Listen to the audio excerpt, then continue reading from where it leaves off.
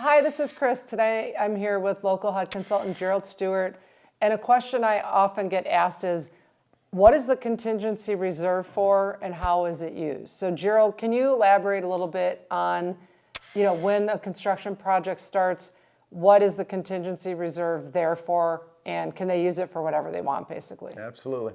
So the contingency reserve is for unforeseen conditions that may come up during construction. An example would be you're having your roof replaced, they tear off the shingles, they get down and they identify that there's bad deck boards, maybe a bad rafter.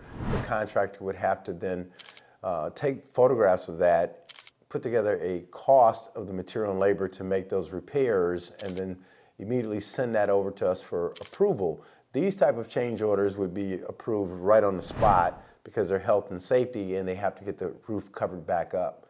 Other examples may be electrical. When they demo the home, they expose walls that have BX, Greenfield, Romex wiring inside of them, which is not allowed in certain municipalities, and they want to see everything in conduit.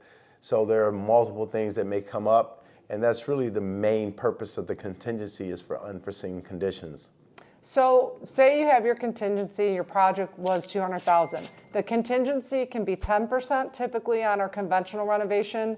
It's typically 15% on FHA 203K renovation. However, we can go as high as 20% if it's an older home and there's like an uncomfortableness of unforeseen issues. Let's say you as the borrower don't have a lot of reserves if anything goes wrong. We can increase the contingency to 20%. So as Gerald stated, they're going to go through the project, demo it, and you're going to probably use some money for unforeseen. Let's say they have money left over after all the demo, they're putting the house back together, and there's still $10,000 left. Can they use that as well then if they wanted to maybe do more cosmetic updates, like if they realize they should have done flooring? Is that allowed? Or?